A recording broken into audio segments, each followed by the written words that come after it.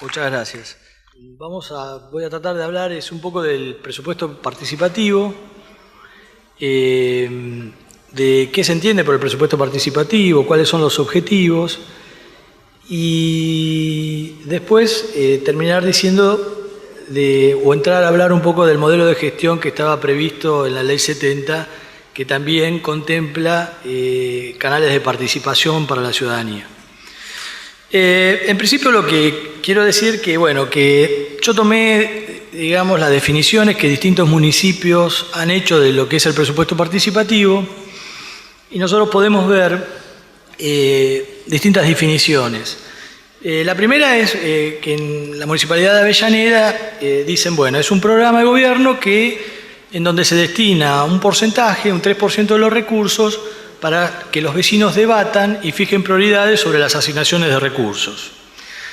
En la Municipalidad de Morón también dice que es un proceso que apunta a la consolidación de la democracia, al protagonismo de la ciudadanía, en donde los vecinos y vecinas en asambleas discuten y fijan prioridades en la realización de acciones de gobierno basadas en el presupuesto.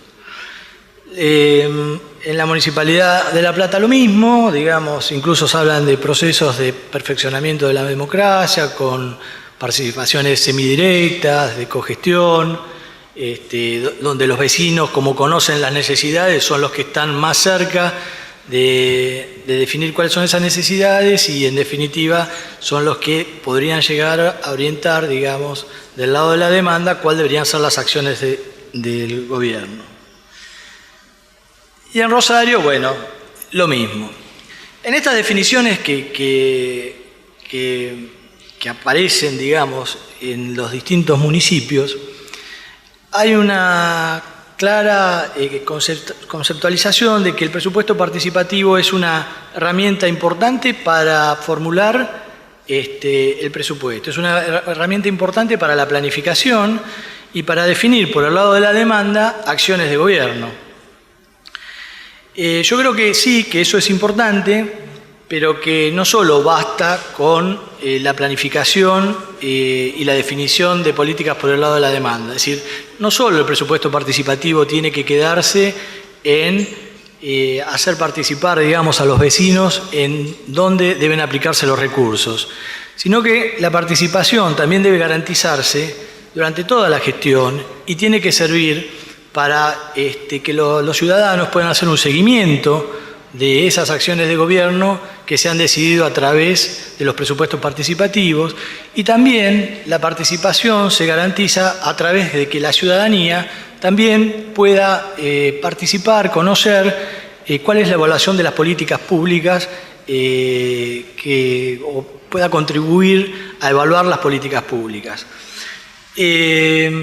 Por eso me quedaba con la definición que aparece en el gobierno de la ciudad, donde se señala que es un canal directo donde los vecinos definen prioridades presupuestarias y las obras en sus barrios, y es un espacio donde se toman decisiones sobre la gestión pública de la ciudad. Esta definición, que aparece, si ustedes la ven, en la página de la web del gobierno de la ciudad, es la que se ajusta a lo que dice la Constitución en cuanto a que el carácter participativo que tienen que tener los presupuestos y lo que dice la Ley 70 en los artículos 9, 10 y 29, de que se garantiza la participación de la ciudadanía tanto en la formulación del presupuesto como en su seguimiento y control. Y esto me parece que es lo que corresponde. Es decir, desde el punto de vista teórico, esta definición es la más correcta y la más acertada. Con respecto entonces a estos procesos de colaboración, digamos, de la sociedad civil en la formulación del presupuesto, lo que también interesa e importa es que tienen que formar parte de una herramienta de planificación, pero que esté conceptualizado dentro de un proceso de gestión. Hay que tener un proceso de gestión de la administración pública que permita o que garantice esas tres cosas que habíamos definido antes, que era la posibilidad de la planificación, es decir, la existencia de políticas por el lado de la demanda, es decir, la sociedad es la que le dice a los funcionarios dónde están sus prioridades y dónde deben asignarse los recursos. Pero también el sistema de gestión es importante para que nosotros podamos garantizar el seguimiento y la evaluación de las políticas públicas. Entonces, lo que quiero hacer en esta parte es hablar un poco de lo que la Ley 70 previó para esto. Y más ahora que nos toca vivir, digamos, un momento donde vamos a decidir y vamos a elegir autoridades, digamos, tanto a nivel nacional, provincial o municipal, es muy importante que nosotros pudiéramos escuchar de nuestros dirigentes no solo lo que van a hacer en cuanto a, bueno, cómo van a mejorar la educación, la salud, la seguridad, sino que cómo lo van a hacer. Cuando uno habla del cómo lo van a hacer, lo primero que surge es el tema de cómo lo van a financiar o cómo se financian esas realizaciones que se pretenden hacer. Y está bien que eso aparezca en la discusión, pero me parece también que tiene que aparecer en la discusión cómo se va a gestionar, cómo vamos a hacer para gestionar, cómo vamos a llevar nosotros el manejo de la cosa pública. En estos momentos donde candidatos ofrecen sus programas, es muy común escuchar y decir, bueno, yo pongo la mano por todos mis funcionarios, que no va a haber ningún... Bueno, en lugar de poner la mano para que ninguno tenga que quemarse o ningún problema de ese estilo, lo importante es definir qué modelo de gestión vamos a desarrollar. Y para esto vamos a analizar qué es lo que dice la Ley 70. En primer lugar, me parece importante definir como concepto que la modernidad es un concepto que básicamente uno dice, bueno, la modernización, digamos, es un proceso de transformación que tiende a incrementar la productividad de los distintos agentes económicos. Se asocia la idea de modernidad a la idea de generar un Estado moderno, un Estado que sea más productivo, un Estado que sea más eficiente. El concepto de eficiencia es un concepto que básicamente, ¿qué es lo que tiene? Es decir, nosotros lo que tratamos de definir es decir, bueno, nosotros tenemos un objetivo y queremos alcanzar ese objetivo al mínimo costo. Ese es el concepto de eficiencia, o decirlo de otra manera, con igual cantidad de recursos, producir más y mejores bienes. Entonces, como nosotros tenemos muchas necesidades y escasez de los recursos, que esto aparece dentro de las definiciones cuando uno hablaba de la economía, que era la disciplina que se encargaba de explicar, digamos, cómo se satisfacían las necesidades a partir de la escasez de recursos, este concepto tiene que estar presente en cualquier modelo de gestión, porque si nosotros buscamos tener un Estado moderno, un Estado productivo, un Estado eficiente, debemos pensar siempre esto, que las necesidades son muchísimas y los recursos son limitados. Entonces, ser más eficiente, ser más productivo, significa hacer más al menor costo posible para liberar recursos, para poder producir más bienes y servicios para satisfacer las necesidades de la población. Entonces, bueno, ¿cuál era la estrategia que se había previsto cuando se creó la Ley 70 para hacer este Estado más productivo? Y se pensó en algo que era muy sencillo, que era decir, bueno, para nosotros lograr mejorar el nivel de vida de la población, tenemos que tener un modelo de gestión donde la primera premisa sea que se haga un uso adecuado del presupuesto. Un uso adecuado del presupuesto que nos permita a nosotros garantizar, digamos, la transparencia de todos los actos, generar canales de participación, explicitar los responsables de la gestión en cada una de las acciones de gobierno y fundamentalmente un presupuesto que nos permita conocer o nos permite evaluar cuál es el resultado de las acciones de gobierno de las políticas públicas que hemos implementado.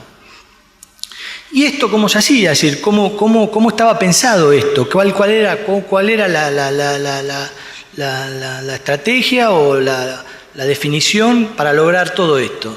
Y bueno, para esto lo que nosotros pensábamos era que el presupuesto, al ser un sistema de información de múltiples usos, nosotros teníamos que hacer un uso adecuado. Y ese uso adecuado pasaba por hacer una buena formulación del presupuesto y tener una buena estructura que permitiera, antes de asignar los recursos, discutir qué hacer, cómo hacer, dónde debemos realizar la acción, quién va a ser el responsable de llevar adelante la acción de gobierno y, por último, decir, bueno, cuáles son los insumos que yo necesito para poder realizar las acciones de gobierno que yo pensé que tenía que hacer.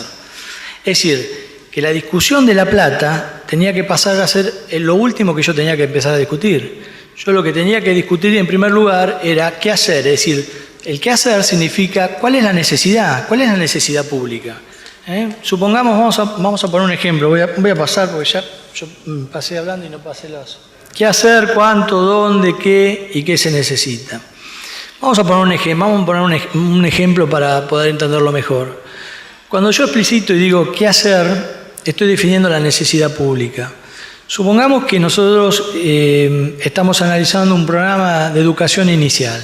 Entonces, nosotros, ¿qué es lo que tenemos? Nosotros sabemos que los niños que tienen entre 45 días y 5 años son 70.000 en la ciudad.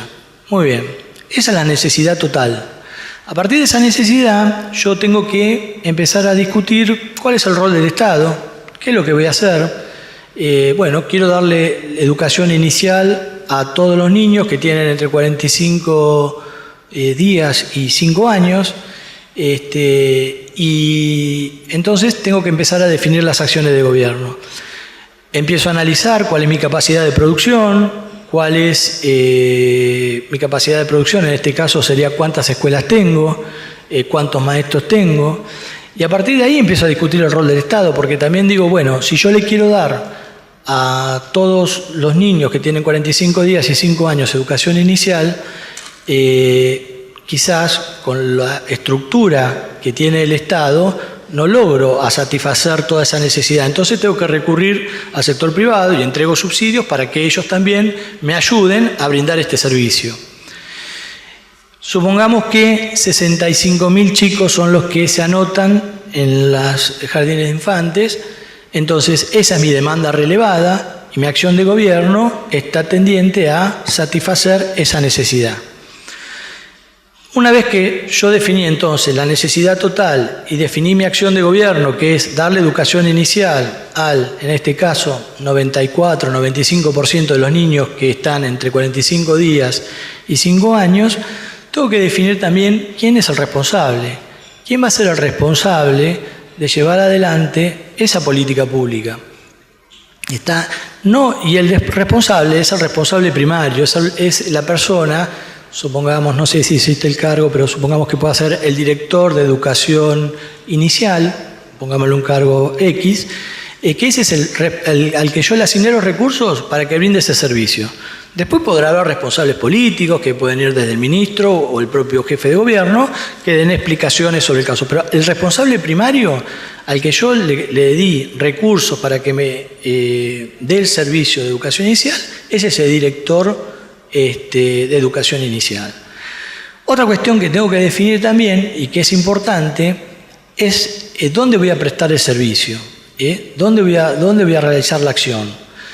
Y de ahí es importante definir el criterio espacial, porque no son lo mismo las necesidades de los ciudadanos, no son lo mismo las necesidades de la gente que vive en Lugano que los que viven en Recoleta. Es decir, la asignación de los presupuestos teniendo en cuenta el territorio me permiten a mí tener una asignación más racional de los recursos. Después, ¿qué más tengo que ver? Bueno, definidas las necesidades públicas, definida la acción de gobierno, los programas, qué es lo que voy a hacer yo desde el Estado para satisfacer esas necesidades, definidos quiénes son los responsables, definido el territorio, lo que tengo que empezar a ver entonces ahí es qué insumos necesito para poder llevar adelante esas acciones. Entonces tengo que empezar a cuantificar. Necesito tantos docentes, tantos pizarrones, tantas computadoras, etc. Y después valorizar eso que son los créditos presupuestarios. Es decir, en este sistema de información que nosotros concebimos del presupuesto, vamos a ver que vamos a tener un sistema de información de variables físicas y variables financieras que van a interactuar y donde la discusión de lo financiero es lo último que yo voy a hacer. Si yo logro, digamos, entonces, encontrarle respuestas a cada una de estas preguntas que nosotros nos fuimos haciendo, el presupuesto pasa a ser un instrumento inductor de los cambios dentro del Estado y me va a permitir a mí hacer que el presupuesto se convierta en la expresión del plan de gobierno, que pueda, digamos, tener un sistema de información de múltiples usos, con información financiera e información física, un instrumento que me permite medir la eficiencia y la productividad de los recursos, porque yo voy a estar pudiendo vincular variables reales con variables financieras y la posibilidad entonces de tener relaciones de insumo-producto o de costos unitarios que son necesarios para poder medir la eficiencia dentro del sector público. Va a ser una herramienta que me va a permitir a mí incrementar mis niveles de participación. Acuérdense que nosotros decíamos que la participación no solo tiene que darse con la votación, sino que me permite a mí yo tener un seguimiento. Y bueno, también va a ser una herramienta de asignación, que es la herramienta de asignación de recursos, que es la herramienta más tradicional o más común que tiene el presupuesto, ¿no? Dicho esto, es importante por ahí hacer un pie de página respecto de qué deficiencias tienen hoy los presupuestos, digamos. Está reconocido que en América Latina, digamos, hay una baja capacidad de gerenciamiento de lo público, y eso básicamente tiene que ver con los problemas que puede haber en la formulación, los problemas que tiene en la estructura, porque muchas veces, es decir, la discusión del presupuesto no es una discusión como esta la que veníamos planteando, de plantear necesidades, de plantear responsables, sino que muchas veces la discusión es una discusión incremental, es decir, un funcionario tiene un presupuesto de 1 millón de pesos, dice la inflación es el 30, bueno, mínimamente, y qué sé yo, dame 1,5 millones o dame 1.300.000. Es decir, esa concepción financiera, digamos, del presupuesto hace de que muchas veces terminen dándosele plata a los funcionarios para que gasten y no para que hagan. Todas estas falencias, digamos, también tenemos que materializar lo siguiente. Tenemos también que otras observaciones que nosotros tenemos es esta que habíamos planteado, que no se parte de las necesidades de la gente, sino que se plantean las necesidades como si fueran uniformes. Nosotros vamos a ver que muchos programas se van repitiendo a lo largo de los años, y todo lo contrario, es decir, las necesidades de la gente cambian y los recursos son escasos. Cuando esta concepción no se entiende, al revés, se creen que las necesidades son siempre las mismas y que los recursos son ilimitados, entonces se enfoca al gasto en función de un aspecto cuantitativo, es decir, empezamos a discutir el presupuesto desde el tamaño del gasto. Si se gasta mucho, es bueno o es malo según las épocas; si se gasta poco, es bueno o es malo según las épocas. Y la realidad es que los gastos son buenos o malos en función si sirven o no sirven para la sociedad. La otra vez discutíamos con alguien, hay como una creencia, digamos, y creo que lo había planteado Bracel el año pasado cuando venía acá, pero decían, bueno, los gastos de capital son buenos. Si vos haces gastos de capital es mejor que hacer gastos corrientes. Si yo hago un puente y gasto en gastos de capital, pero no pasa nadie por ese puente, y no sé si es tan bueno, por más que me aparezca como gasto de capital. Y quizás si yo tengo que comprar vacunas en un hospital, es un gasto corriente, pero me permite salvar vidas, me permite curar a los enfermos. Entonces, los gastos tienen que tener cierta racionalidad, ¿no es cierto? Otra crítica que también me parece que es importante y que hacemos a los presupuestos es que, bueno, no hay un registro tan formal de lo que se hace. Nosotros sí tenemos la formalidad desde lo financiero, cuando nosotros para ejecutar los presupuestos sabemos que hay una solicitud de contratación que genera un compromiso preventivo, después cuando se producen todos los procesos de compra y se adjudica a una determinada persona, sale la orden de compra, con eso se registra el compromiso definitivo, después tenemos cuando viene la mercadería, es decir, el devengamiento, después el pago, después distintas etapas que requieren de mucha formalidad.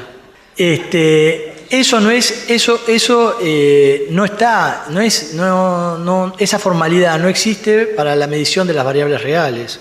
Es decir, en las variables reales no existe esa rigurosidad. Muchas veces se pretende de que esas variables son como una cuestión formal, que si yo no lo lleno determinado capítulo y le mando a los GEPU determinada información, no me van a dar presupuesto. Pero en realidad son muy importantes porque tenían que ver con ese sistema de información que partía de definir las necesidades públicas y las acciones de gobierno que yo iba a hacer. Ahí no estoy discutiendo plata, ahí estoy diciendo qué es lo que voy a hacer. ¿Cuáles serían, porque me están apurando demasiado, cuáles serían las características que tendría el sistema? Bueno, las características que tendría que tener el sistema sería, básicamente es que la estructura y la formulación del presupuesto tiene que ser correcto, porque si si eso me falla todo el andamiaje del modelo de gestión que yo quiero proponer. Cuando hablamos que el presupuesto tiene que ser un instrumento transformador, estamos diciendo que la estructura del presupuesto, lo que muestra el presupuesto, debe contener las necesidades públicas. Eso es un criterio importantísimo. ¿Y por qué hablamos de las necesidades? Porque acá hay un tema también que cuando en su momento se planteó y lo pusimos, incluso hubo importantes discusiones allá por el 98, cuando se tenía que hacer 98-99, el primer modelo de presupuesto con la Ley 70, se planteaba y se decía, bueno, pero las necesidades, qué sé yo, a ver, las necesidades, podemos plantear las necesidades, suponer la contaduría, ¿qué necesidades voy a plantear de la demanda? No, ahí no hay necesidades que uno podría cuantificar, pero sí es importante, por ejemplo, a nivel de educación, es decir, a nivel de educación, es decir, bueno, tantos niños son los posibles beneficiarios de los servicios que da el Estado, 100.000. Si yo le estoy dando a 90.000, ¿no es cierto? Bueno, va a haber 10.000 que quedan afuera, que son los excluidos. Y esas necesidades insatisfechas se deben reflejar en los presupuestos. ¿Por qué? No por una cuestión, me parece, digamos, de gestión, de que me parece que está bien o que corresponde, o lo que sea. El artículo 17 de la Constitución de la Ciudad habla de que los presupuestos tienen que tender a satisfacer las necesidades de los que menos tienen. Entonces, lo voy a decir tal cual, para que no quede ninguna... Habla de que la ciudad desarrolla políticas sociales coordinadas para superar las condiciones de pobreza y exclusión mediante recursos presupuestarios, técnicos y humanos. Asiste a las personas con necesidades básicas insatisfechas y promueve el acceso a los servicios públicos para los que tienen menos posibilidades. Esto lo dice el artículo 17 de la Constitución. Entonces, la Ley 70, que es una ley que tiene su origen también en la Constitución, porque la Constitución dice que hay que dictar una ley de administración financiera, lo prevé esto en varios artículos de la norma, que la estructura del presupuesto debe mostrar las necesidades. ¿Y en qué caso debe mostrar las necesidades? Básicamente en todos los temas que tienen que ver con los servicios sociales, es decir, en materia de educación, en materia de condiciones de pobreza, condiciones de déficit habitacional, es decir, el Estado debe medir eso y debe mostrarlo. ¿Por qué? Porque en la medida que nosotros lo mostramos y después comparamos con los productos, ahí empezamos a tener una brecha. Es decir, y hay una posibilidad de evaluación que es importante. Es decir, si yo digo son 100.000 los pobres y atiendo 80.000, bueno, hay 20.000 que me quedaron afuera. Entonces, esa necesidad insatisfecha es la que se debería atender de acuerdo a lo que dice la Constitución. Entonces, esto es una herramienta de la cual debe aparecer dentro de los presupuestos. Otra cuestión que para que sea plan de gobierno, para que nosotros digamos, como aparecen en todos los libros, que los presupuestos son el plan de gobierno, es importantísimo que nosotros vinculemos variables reales con variables financieras. La única medida que va a ser plan de gobierno es en la medida que yo pueda evaluar y pueda vincular eso. En los programas donde exista, hay programas donde realmente no hay metafísicas, pero hay otros que sí. Que sí, y esa vinculación es la que me permite a mí medir, digamos, la productividad dentro del sector. Otra cuestión que tiene que tener el presupuesto y que tiene que cumplir como función o el uso que se le debe dar es que tiene que ser un elemento garante de la participación. Y esto que hablábamos hoy de los presupuestos participativos, para que se garantice la participación en el presupuesto, la formulación debe identificar las necesidades públicas, el estado de esas necesidades, hacer un ranking de las necesidades públicas, cuál es la que va primero, es decir, le metemos un tomógrafo al hospital o arreglamos la plaza. No sé, quedará en criterio, digamos, de los funcionarios en asignar las prioridades. Y después también, bueno, la posibilidad de medir, de fijar metas y también de fijar resultados. Eso en cuanto al proceso de formulación, en lo que se debe discutir. En cuanto a la estructura, también mostrar variables reales de qué son las necesidades, las metas, los productos, los costos unitarios. Y en el proceso de evaluación hay que hacer una evaluación tanto en el seguimiento de la ejecución presupuestaria como al final del proceso. El instrumento de asignación es la función más tradicional que tiene el presupuesto, pero acá también hay que considerar, digamos, el territorio. Y hay que considerar el territorio por varias razones. Primero, porque la asignación de recursos tiene que ser lo más precisa posible. Y si yo no considero los recursos, como decíamos, no son iguales las necesidades de la gente que está en Villa Lugano que en Recoleta, o no lo mismo las personas que están en el Chaco que los que están en Capital. Es decir, el territorio es importante para darle racionalidad y realeza a la asignación de recursos. Otro componente importante es que el presupuesto tiene que ser un elemento, la arquitectura, donde se deben basar el resto de los sistemas que componen la administración financiera. El presupuesto es la base donde se deben sostener, digamos, todos los otros sistemas, y todos tienen que adecuarse a la estructura del presupuesto. Y esto es básicamente porque nosotros tenemos una sola entrada que es a través del presupuesto. Es decir, el presupuesto, de ahí empiezan a salir distinta información que debe ser recogida por los distintos sectores. Pero la arquitectura del presupuesto es la base del sistema de gestión de administración financiera.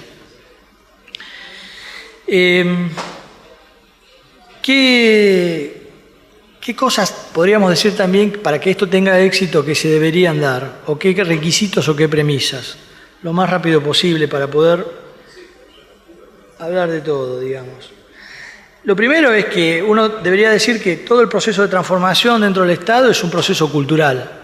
Un proceso cultural que implica no una cuestión cuantitativa de las transformaciones y hablar de una cuestión cuantitativa del gasto, sino que es un concepto cualitativo donde todos los que participan o todos los agentes que forman parte de la cultura de una organización deben participar en esos cambios y deben sentirse partícipes de esos cambios.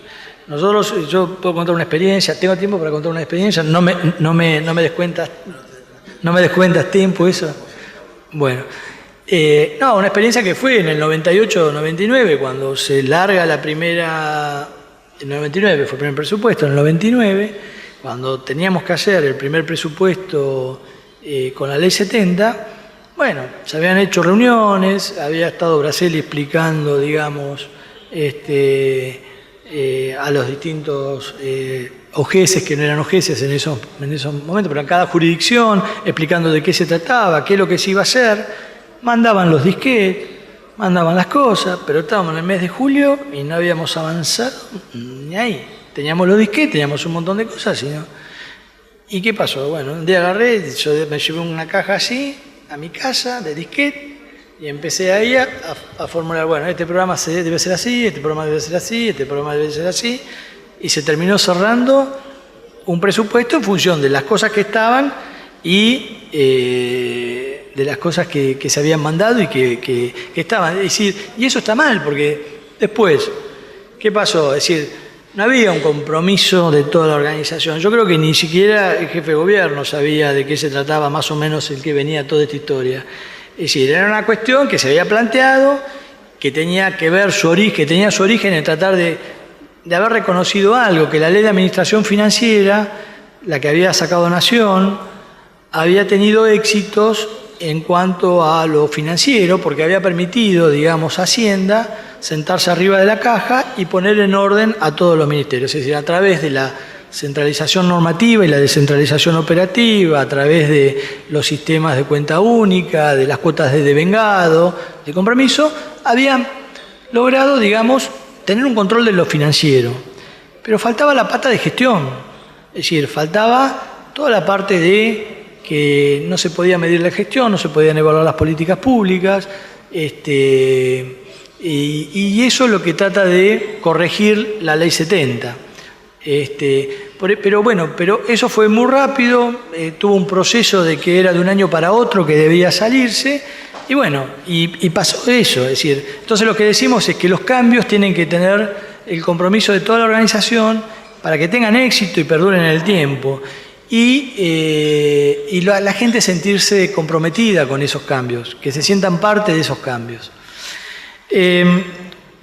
Otra cosa que quiero decir, que la participación es una condición necesaria, pero esta debe ser integral, debe abarcar a toda la organización, debe ser desde el jefe de gobierno, la parte política, jefe de gobierno, ministros, técnicos políticos, subsecretarios, directores generales, todos tienen que participar y todos tienen que tener un rol. No solo decir, bueno, anímense y vayan, sino que también en el rol que se asignen, cumplirlo. Tienen que participar también en la elaboración o en la opinión del usuario de los servicios, que eso tiene que ver con los presupuestos participativos, y también conocer la opinión de quiénes son los prestadores primarios del servicio, es decir, los que están en frente de batalla, digamos, es decir, tiene que ser un secretario en un juzgado o el propio juez, o en un hospital, digamos, en un hospital también, digamos, los directores del hospital. Bueno, ellos también se debe conocer la opinión. Entonces, porque me queda poco tiempo, pero me voy a perder, quiero decir otra cosa que es importante. La estructura y la formulación del presupuesto tiene que ser correcta para que yo pueda tomar esto como una herramienta de gestión. Y si yo tengo bien, digamos, vinculado las variables reales con las variables financieras, que yo pueda medir costos unitarios, la evaluación de las políticas públicas también va a ser diferente. Y es la otra etapa que es importante que yo tenga que analizar para este contexto de reforma. Nosotros vamos a ver que la falta de evaluación de las políticas públicas atenta contra la transparencia. Y en un sistema democrático donde, es decir, nosotros elegimos a nuestras autoridades, si nosotros no podemos evaluar las políticas o no podemos, carecemos de información como para premiar o castigar a los funcionarios. Entonces, la evaluación aparece como un elemento trascendental para generar condiciones de transparencia.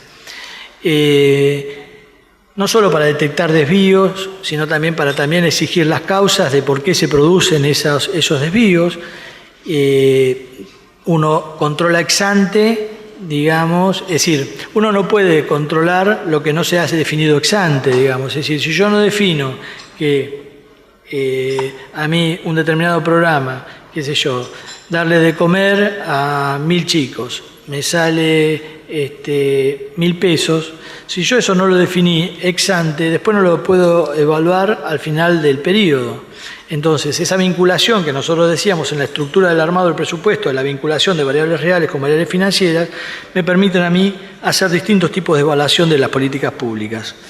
La primera, que es la más importante, que es esto, tratar de mostrar la diferencia que hay entre la necesidad y la necesidad y el producto. Esta definición, digamos, que podríamos decir, poníamos un nombre que era evaluación de primer grado, me marca, digamos, el grado de satisfacción de las necesidades públicas. Es decir, si yo tengo, por ejemplo, acá en un ejemplo, tengo un producto que es 90 chicos carenciados y la necesidad es que existen 100 chicos carenciados. Bueno, si yo le voy a dar a 90, estoy atendiendo la demanda de el 90% de los carenciados son los que estoy atendiendo. La diferencia de esto son las necesidades insatisfechas. Entonces, esto es lo que yo definí cuando armé el presupuesto. Cuando se finalizó el presupuesto, nosotros tenemos que, en realidad, en lugar de haberle dado de comer a 90 chicos, le dimos 80, y que en lugar de haber quedado afuera un 10% de carenciados, quedó un 20%. Si yo esto no lo tengo definido en el presupuesto, si esto no me aparece a mí dentro de la estructura del presupuesto, jamás voy a poder hacer este tipo de evaluación.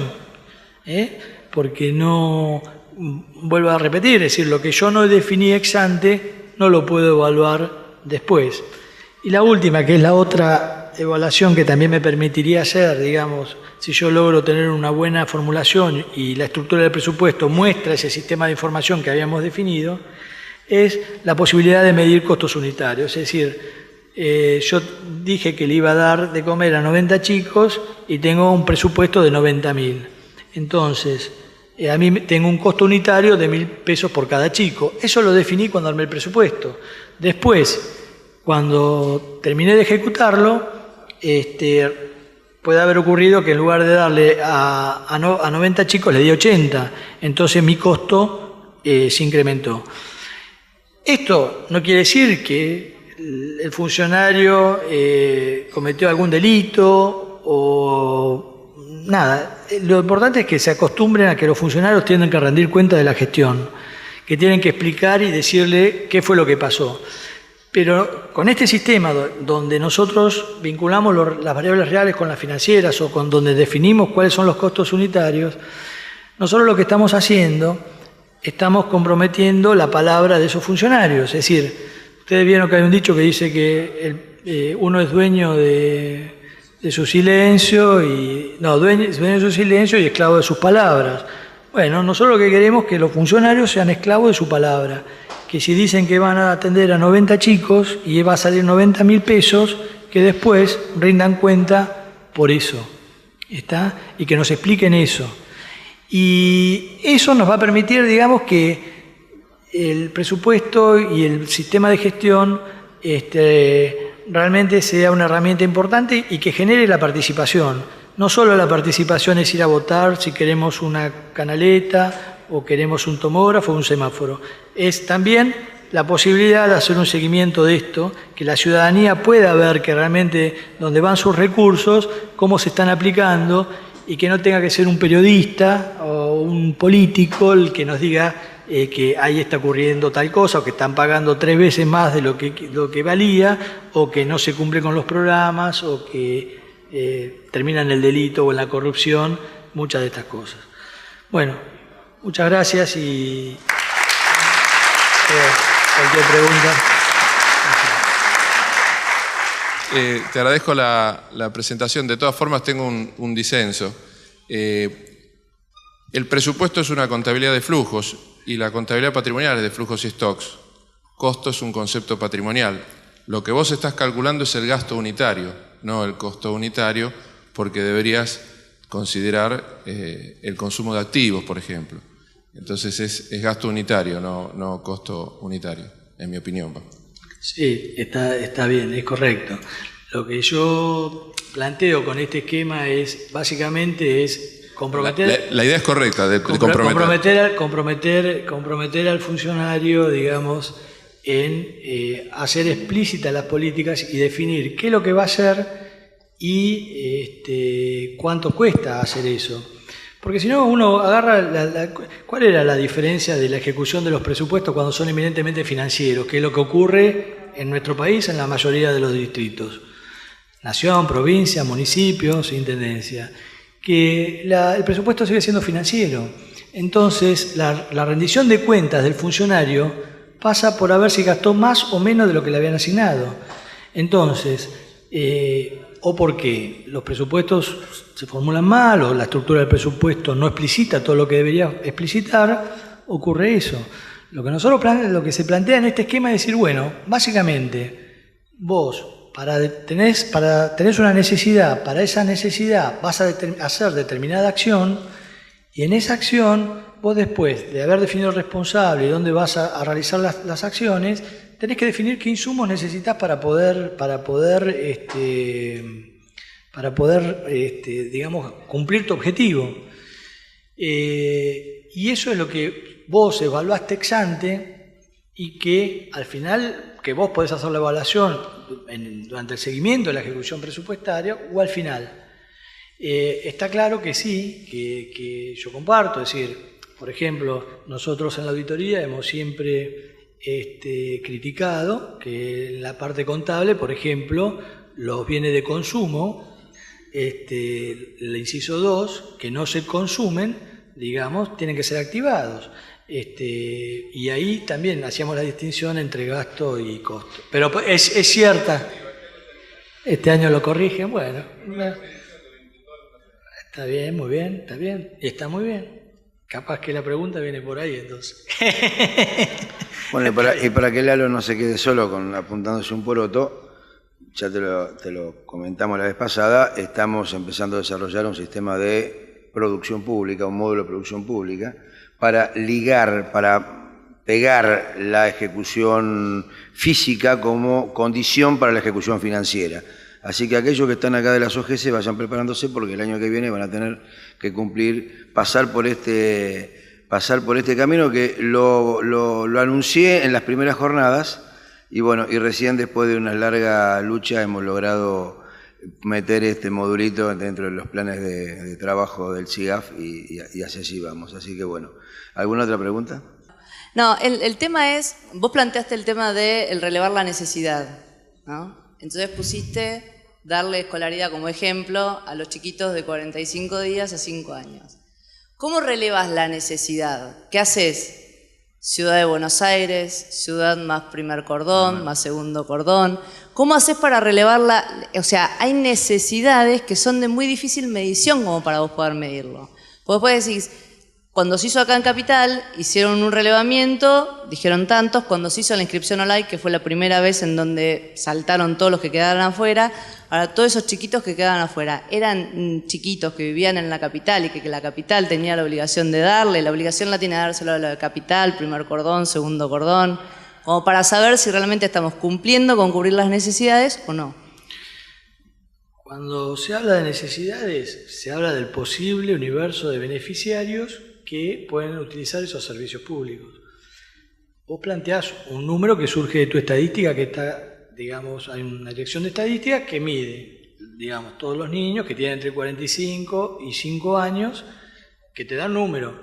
Después vos vas a tener también que te van, como pasa, digamos, que vienen del conurbano a educarse a la ciudad.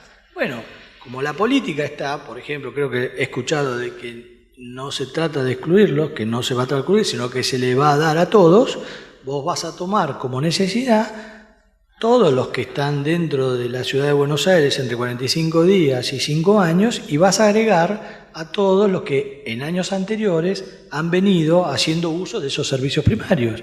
Si a vos te da 70.000 en la ciudad y te vienen 10.000 del conurbano, tu necesidad total va a ser 80.000. Si tu política es no excluirlos. Si tu política es decirle, yo le doy educación a todos los que están en la ciudad de Buenos Aires, tu necesidad va a ser 70.000. Pero depende de una definición de la política, digamos. O votá con los pies. O votá con los pies y andate a vivir al distrito que te dé mejor educación. La necesidad total siempre es política.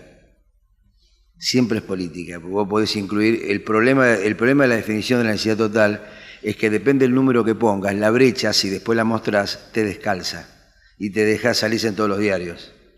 Esta es la realidad, esto es lo que ayer decía Chabayán cuando analizó los principios presupuestarios. Esto es lo que debemos hacer. Ahora, pongamos la realidad, tengamos en cuenta la realidad, porque si no nos llevamos puesto todo.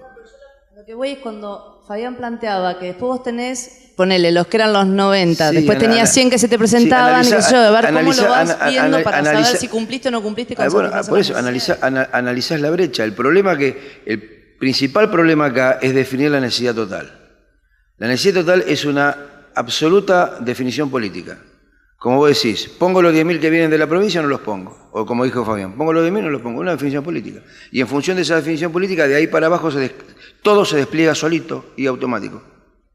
Bueno, ¿alguna otra pregunta? Porque si no vamos a un debate demasiado largo hasta ahora. Bueno, Bueno, gracias, muchas gracias, Fabián.